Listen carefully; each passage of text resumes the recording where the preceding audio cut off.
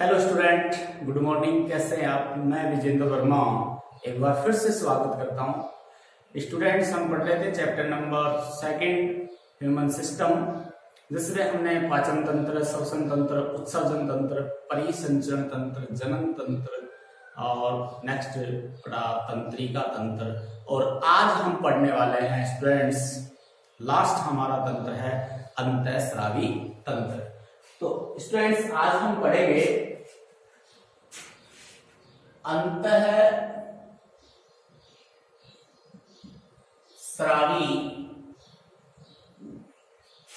तंत्र। कौन सा है? अंतःस्रावी तंत्र। तो देखिए, जो अंतःस्रावी तंत्र है वो तंत्रिका तंत्र के साथ मिलकर के, किसके साथ मिलकर के? तंत्रिका तंत्र के साथ मिलकर के शरीर के विभिन्न कार्यों और विभिन्न अंगों यानी विभिन्न अंगों को नियंत्रित करने का, विभिन्न अंगों का समन्वय करने का, नियंत्रित करने का कार्य करते हैं ये दोनों तंत्र मिलकर के। और इनको एक साथ कहते हैं, देखो, इन तंत्रिका तंत्र, अंतःस्रावी तंत्र के अध्ययन को कहते हैं न्यूरो एंडोक्राइनोलॉजी। न्यूरो एंडोक्राइनोलॉजी,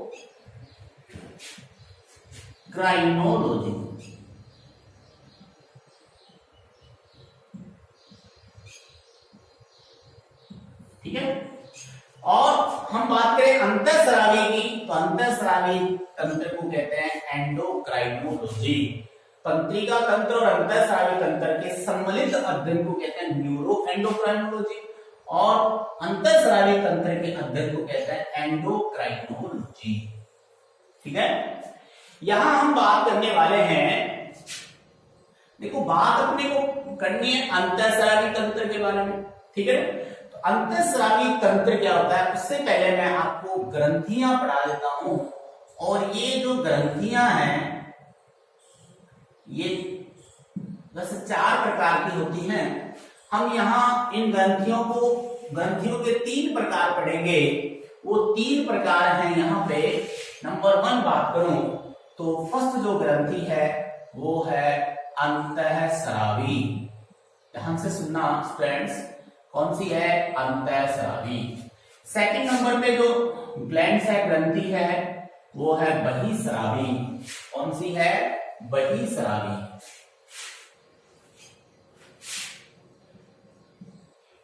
बहिस्रावी, ठीक है। नेक्स्ट में बात करूं, नेक्स्ट जो ग्रंथि आती है थर्ड, तो थर्ड ग्रंथि है यहाँ पे, वो है मिश्रित ग्रंथि। कौन सी है? मिश्रित ग्रंथि, ठीक है।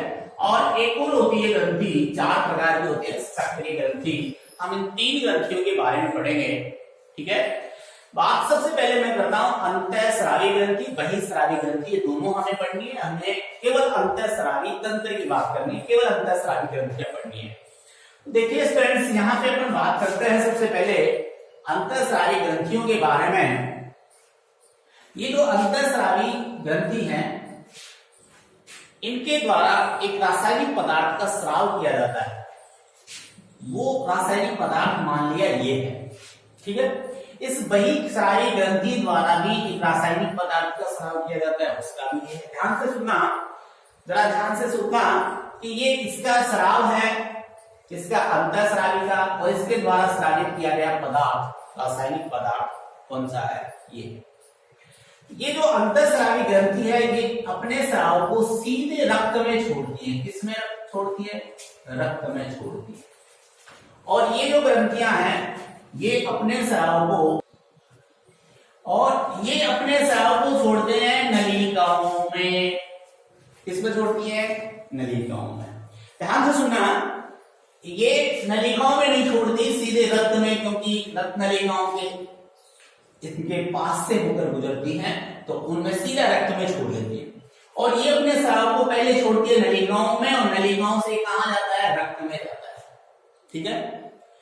तो देखिए, और रक्त कहां पहुंचाता है इसको? लक्ष्य तक पहुंचाता है, लक्ष्य अंग तक पहुंचाता है इसको, ओके।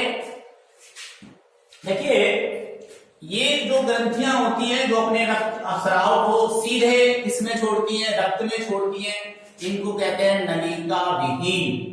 क्या कहते हैं? नलिका विहीन। और ये अपने स्राव को किसमें छोड़ दिए? नलिकाओं में, तो इनको बोलते हैं नलिका युक्त।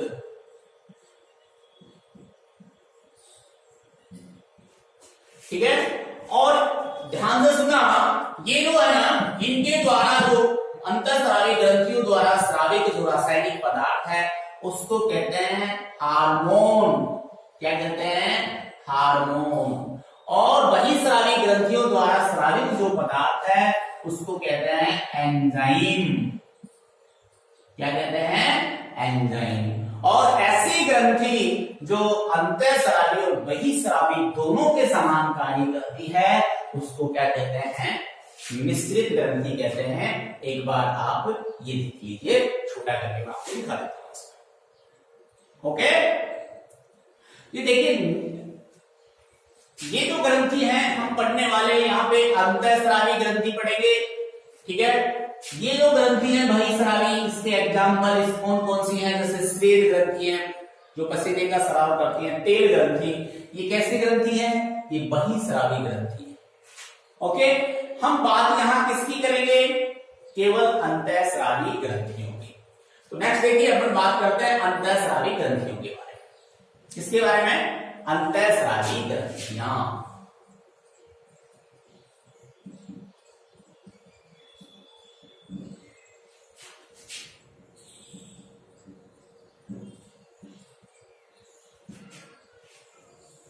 इन अंतःस्रावी ग्रंथियों को क्या कहते हैं? नलिका विहीन ग्रंथियां। ये अपना जो इनका जो स्राव होता है, रासायनिक पदार्थ इनके द्वारा जो स्रावित किया जाता है उसको क्या कहते हैं? हार्मोन। क्या कहते हैं? हार्मोन। अंतःस्रावी ग्रंथियों द्वारा उत्पन्न रासायनिक पदार्थ क्या कहलाता है? हार्मोन कहलाता है। ठीक है। देखिए, अंतःस्रावी ग्रंथियां हम यहां 10 अंतःस्रावी ग्रंथियां पढ़ेंगे। कितनी? 10 अंतःस्रावी। कौन कौन सी? सबसे पहले मैं बात करता हूं हाइपोथैलेमस।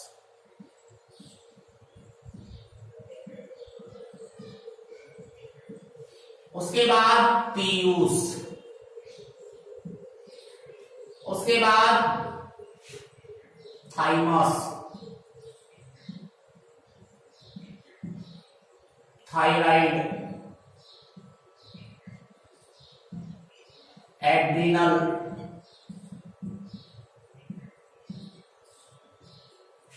अधिवृक्क जिसको कह रहे हैं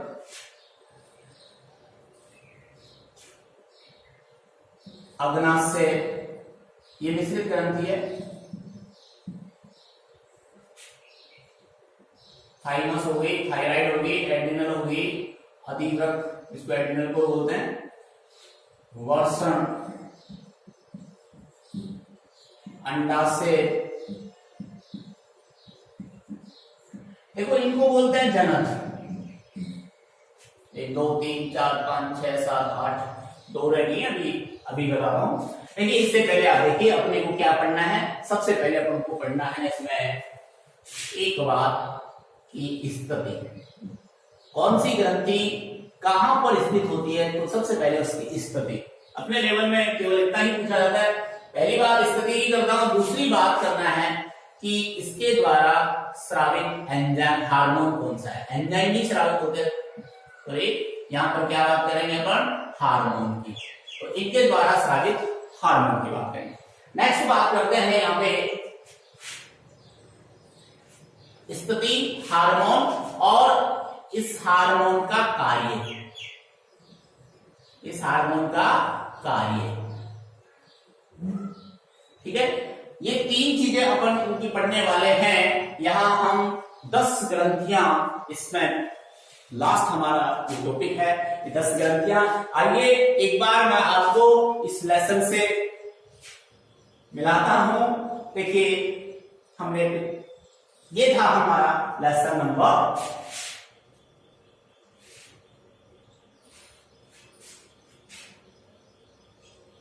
ये हमने पाचन तंत्र पढ़ा। पाचन तंत्र के बाद में देखिए हमने पढ़ा श्वसन तंत्र, या था हमारा श्वसन तंत्र। श्वसन तंत्र के बाद में हमने पढ़ा परिसंचरण तंत्र, परिसंचरण तंत्र के बाद में हमने पढ़ा उत्सर्जन तंत्र, उत्सर्जन तंत्र के बाद हमने पढ़ा नर्दलन तंत्र, नर्दलन तंत्र के बाद हमने पढ़ा मादा जनन तंत्र, और मादा जनन तंत्र के बाद में तंत्रिका तंत्र, और आज हम बात करने वाले हैं इसके बारे में, वो है अंतःस्रावी तंत्र। देखिए स्टूडेंट्स, हम यहाँ आज बात करने वाले हैं इस अंतःस्रावी तंत्र के बारे में। और अंतःस्रावी तंत्र में ये ग्रंथियां मैं बता रहा था आपको कितनी है, 10 ग्रंथि है, थायराइड पैराथायराइड रिलेटेड, ठीक है।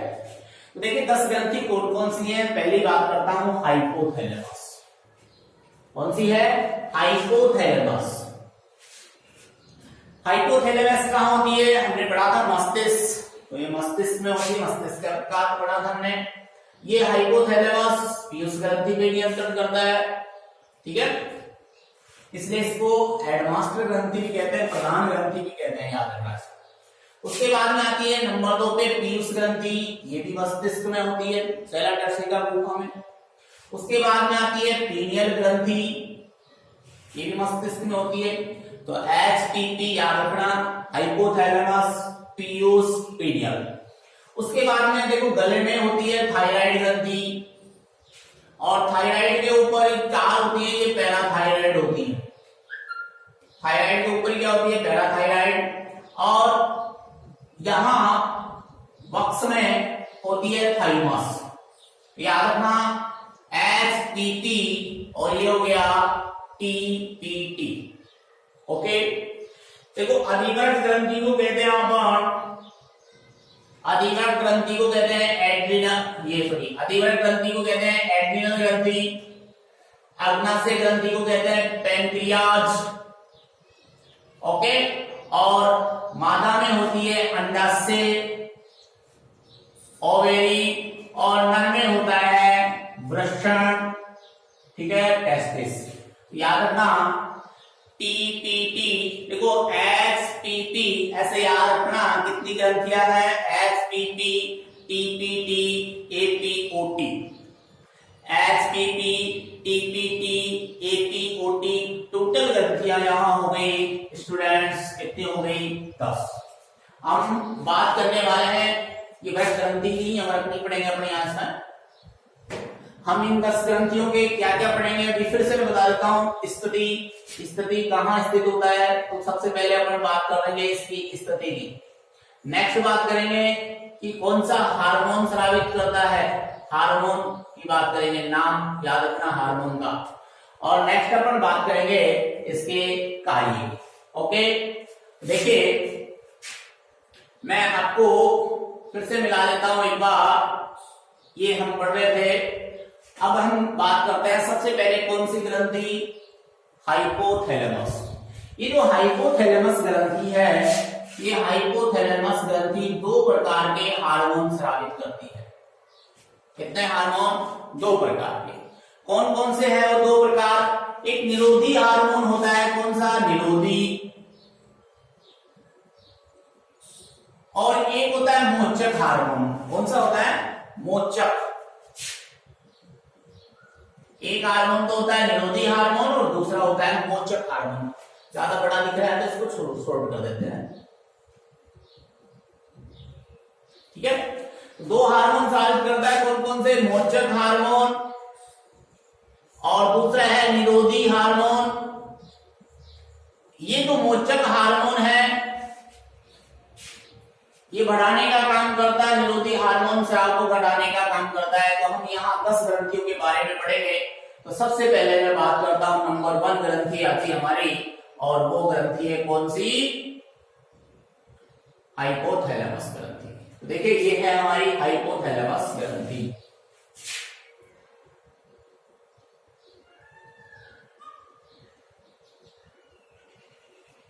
हाइपोथैलेमस ग्रंथि छोटा लिखा है तो थोड़ा सा बड़ा कर देता हूं, देखिए आप इसको। ये कहां स्थित होती है? हाइपोथैलेमस डायनसिफेलॉन, ये होता है अग्र मस्तिष्क का आधार भाग है। हाइपोथैलेमस अग्र मस्तिष्क का आधार भाग है। और यह जो ग्रंथि है हाइपोथैलेमस हार्मोन के संश्लेषण व स्राव का नियंत्रण करती है। ये याद रखना तो कि ये जो ग्रंथि है हाइपोथैलेमस या अग्र मस्तिष्क का आधार भाग है और ये किस पर नियंत्रण रखती है? पीयूष ग्रंथि द्वारा स्रावित हार्मोन के संश्लेषण व स्राव का नियंत्रण करती है। इसी के नियंत्रण में स्राव होता है और संश्लेषण होता है। इसलिए इस ग्रंथि को, इस हाइपोथैलेमस को एचएम हेडमास्टर ग्रंथि भी कहते हैं या प्रधान ग्रंथि भी कहते हैं, क्योंकि पीयूष ग्रंथि है वो अन्य सभी ग्रंथियों पे नियंत्रण रखती है और पीयूष ग्रंथि पे नियंत्रण कौन रखती है? हाइपोथैलेमस। कहां होती है? यह अग्र मस्तिष्क का आधार भाग बनाती है। हमने पढ़ा था मस्तिष्क की संरचना में ध्यान दो, थैलेमस, हाइपोथैलेमस। ठीक है, नेक्स्ट देखिए, इनके द्वारा, इस हाइपोथैलेमस ग्रंथि द्वारा दो प्रकार के हार्मोन स्रावित होते हैं। कितने हार्मोन? दो।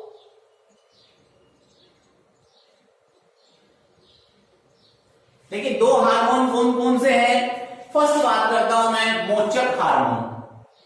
ठीक है, ये मोचक का मतलब क्या होता है? ये स्राव को बढ़ाते हैं, स्राव करने के लिए प्रेरित करने का कार्य करते हैं। तो वे हार्मोन जो पीयूष ग्रंथि को स्राव करने के लिए प्रेरित करते हैं क्या कहलाते हैं? मोचक हार्मोन कहलाते हैं। याद रखना, वे हार्मोन जो पीयूष ग्रंथि को स्राव करने के लिए, ये पीयूष ग्रंथि द्वारा है ना 10 प्रकार के हार्मोन स्राव होता है, तो उसके स्राव को प्रेरित करने का काम कौन करता है? मोचक हार्मोन करता है। जबकि निरोधी हार्मोन क्या है, क्या करता है? पीयूष ग्रंथि से हार्मोन स्राव को रोकता है, कम करने का काम करता है।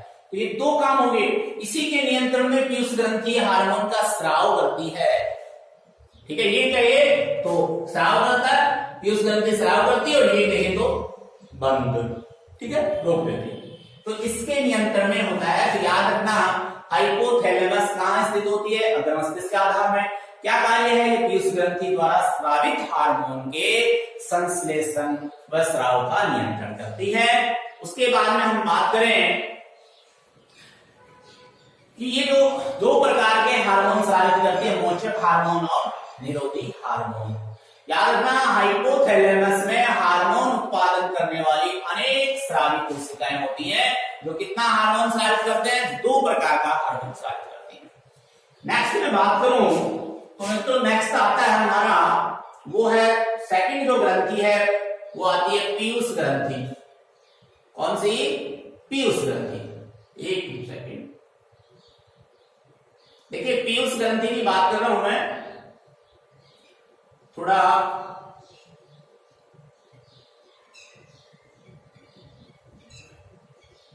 ये देखिए पीयूष ग्रंथि ये कहां स्थित होती है? मस्तिष्क के नीचे की ओर हाइपोथैलेमस के पास एक सेला टर्सिका। याद रखना, मस्तिष्क में एक गुहा होती है सेला टर्सिका। ये सेला टर्सिका गुहा में स्थित होती है पीयूष ग्रंथि। ठीक है, और पीयूष ग्रंथि के दो भाग होते हैं, अग्र भाग और दूसरा होता है पश्च भाग। अग्र पीयूष ग्रंथि और पश्च पीयूष ग्रंथि दो भागों में बांटा गया है। एडिनो हाइपोफाइसिस ये अग्र भाग होता है, अग्र पीयूष कहते हैं इसको, और न्यूरो हाइपोफाइसिस जो होता है इसको कहते हैं पश्च पीयूष। अब ये जो पीयूष ग्रंथि का है ये पश्च भाग होता है, इसको बोलते हैं पश्च पीयूष। ठीक है, देखो एडिनो हाइपोफाइसिस को कहते हैं अग्र पीयूष और न्यूरो हाइपोफाइसिस को कहते हैं पश्च पीयूष, और इनके द्वारा 10 प्रकार के हार्मोन का स्राव किया जाता है। और वो किसके नियंत्रण में किया जाता है? हाइपोथैलेमस के नियंत्रण में। ये जो ग्रंथि है ये अन्य सभी ग्रंथियों पे नियंत्रण रखती है, इसलिए इसको मास्टर ग्रंथि कहते हैं। कौन सी ग्रंथि कहते हैं? मास्टर। क्यों कहते हैं? क्योंकि ये अन्य सभी ग्रंथियों पे नियंत्रण रखती है। और पीयूष ग्रंथि पे नियंत्रण कौन रखती है? हेडमास्टर ग्रंथि। कौन सी? हाइपोथैलेमस। ओके, इसके द्वारा देखो अनेक हार्मोन का निर्माण और स्राव किया जाता है, जैसे वृद्धि हार्मोन। वृद्धि हार्मोन की अधिकता से लंबापन बढ़ जाता है और कमी से व्यक्ति क्या रह जाता है? बूढ़ा रह जाता है। ठीक है, प्रोलैक्टिन ये प्रसव के दौरान, प्रसव के बाद दुग्ध स्राव होता है स्तन में, तो ये प्रोलैक्टिन के कारण ही होता है। नेक्स्ट देखिए, नेक्स्ट अपन बात करते हैं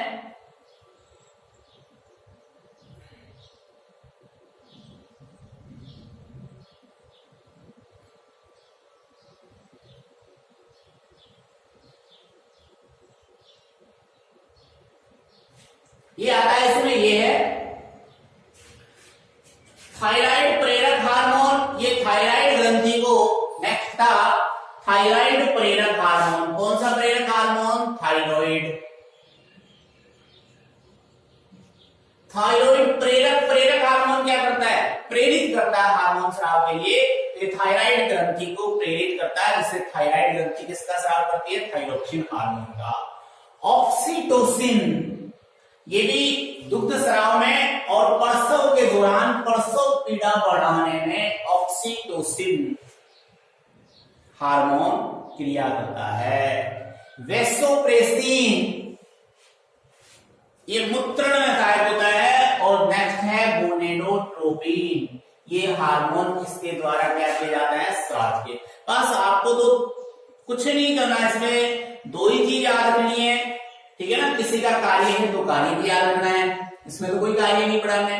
तो देखो दो चीजें आप क्या रखनी है, कहां स्थित होती है। इसके दो भाग होते हैं, एडिनोहाइपोफाइसिस और न्यूरोहाइपोफाइसिस।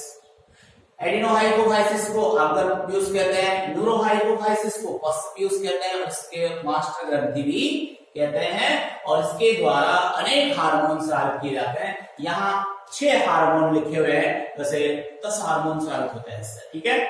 ये थी हमारी पीयूष ग्रंथि। ओके, नेक्स्ट मैं बात करता हूं, थर्ड ग्रंथि आती है पीनियल ग्रंथि। कौन सी ग्रंथि? पीनियल ग्रंथि। तो देखिए पीनियल ग्रंथि कहां होती है? अग्र मस्तिष्क के ऊपरी भाग में, क्योंकि अभी हमने पढ़ा था तीनों ग्रंथियां कहां स्थित होती है? मस्तिष्क में होती है। तो अग्र मस्तिष्क के ऊपरी भाग में, और इसके द्वारा मेलेटोनिन का स्राव किया जाता है, हार्मोन का स्राव। कौन सा? मेलेटोनिन। ये कई जगह मेलेटोनिन भी लिखा होता है, वो एक ही बात है, मेलेटोनिन का स्राव किया जाता है। और इस मेलेटोनिन के कारण ही त्वचा का रंग होता है, ये याद रखना। त्वचा का रंग इसी के कारण होता है। और इस ग्रंथि को, पीनियल ग्रंथि को जैविक घड़ी भी कहते हैं। क्या कहते हैं? जैविक घड़ी। देखो मित्रों, आप ये ध्यान रखना है, जैविक घड़ी होती है हमारे शरीर में, और आप प्रयोग करके देखना। आप ये कहते सुना है कि मेरे को 4 बजे उठना है, ठीक है ना। ये 4 बजे जैविक घड़ी अपनी 4 बजे उठा देंगे, अपनी आंख 4 बजे अचानक खुल जाती है। वो किसकी वजह से? इस जैविक घड़ी। ये जो क्या करता है, ये हार्मोन मुख्य रूप से शरीर की दैनिक लय के नियमन के लिए उत्तरदायी है। दैनिक क्रियाओं के लिए उत्तरदायी कौन सा है? कि हम आप 10 बजे सोए, देखो रात को 4 बजे सोते हैं, तो 4 बजे उठते हैं क्या? नहीं उठते, जल्दी ही हमें नींद खुल जाती है, वो इसी के कारण होती है।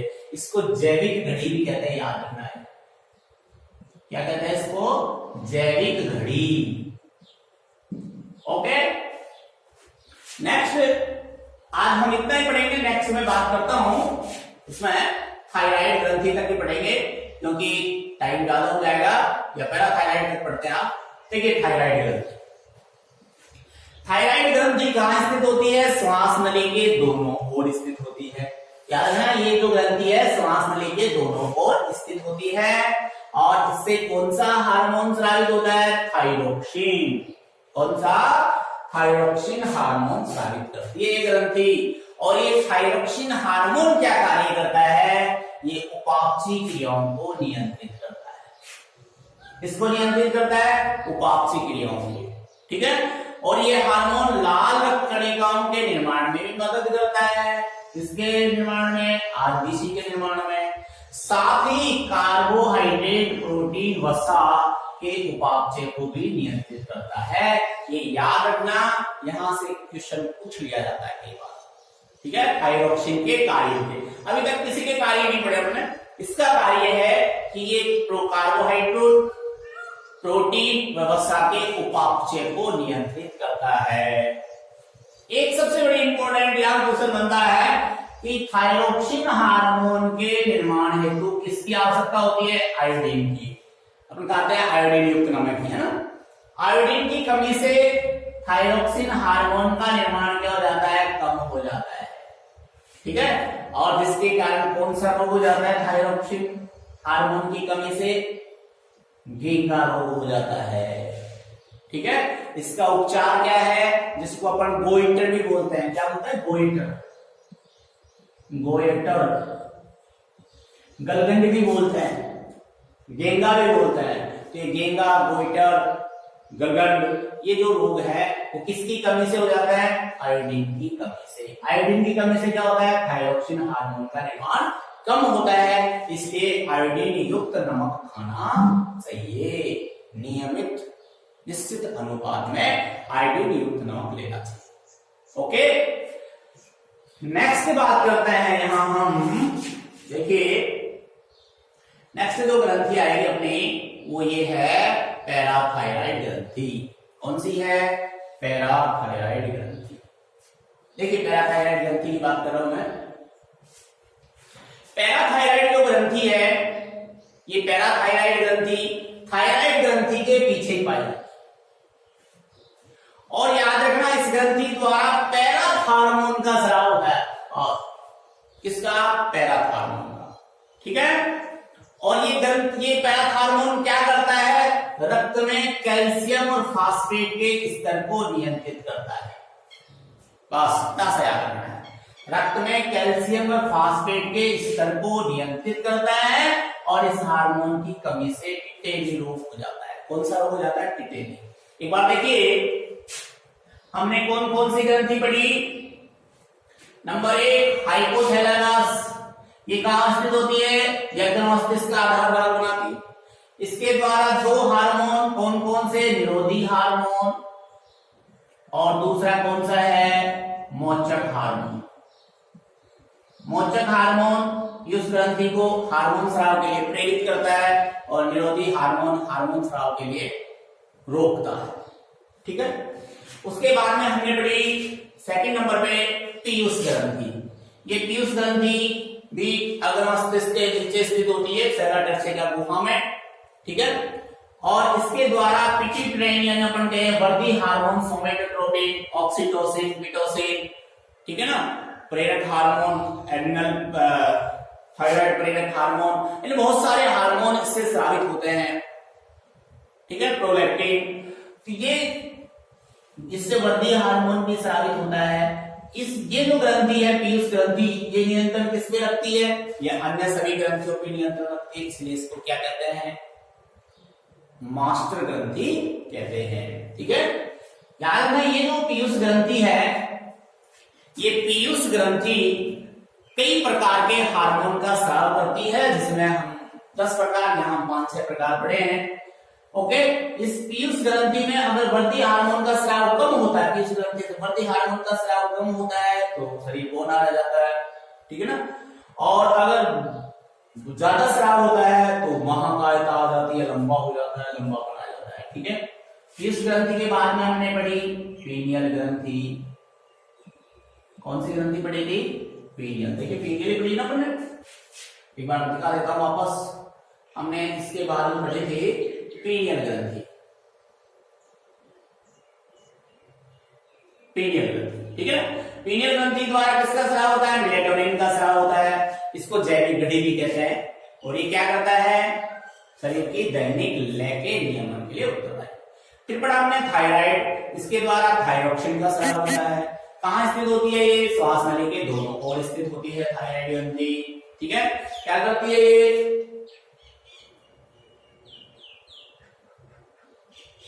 थायराइड ग्रंथि क्या करती है? ये आरबीसी के निर्माण में मदद, साथ ही कार्बोहाइड्रेट, प्रोटीन व्यवस्था के उपापचय को नियंत्रित करती है, ठीक है ना। थायरोक्सिन हार्मोन के निर्माण हेतु किसकी आवश्यकता होती है? आयोडीन की। और आयोडीन की कमी से क्या हो जाता है? थायरोक्सिन का निर्माण कम हो जाता है, जिससे कौन सा रोग हो जाता है? डेंगू। और लास्ट हमने पढ़ी 5 नंबर पे मैं बात करता हूं, सॉरी 4 नंबर पे पैराथायराइड ग्रंथि। ये जो पैराथायराइड ग्रंथि है इससे पैराथार्मोन का स्राव होता है। किसका? पैराथार्मोन का। किसका स्राव होता है? पैराथार्मोन। और ये क्या करता है? याद रखना, एक बड़ा इंपोर्टेंट है पैराथार्मोन और थार्मोन। ये पैराथार्मोन जो ग्रंथि है, इसके द्वारा, पैराथायराइड ग्रंथि द्वारा पैराथार्मोन का स्राव होता है। ये पैराथार्मोन रुधिर में कैल्शियम तथा फास्फेट के स्तर को नियंत्रित करता है। इसकी कमी से कौन सा रोग हो जाता है? टिटेनिया। ठीक है, तो ये हमने 4 ग्रंथियां पढ़ी। नेक्स्ट हम अगले वीडियो में बात करेंगे नेक्स्ट 6 ग्रंथियां। और मित्रों, आप लगातार पढ़ते रहें। Have a nice day. Thank you.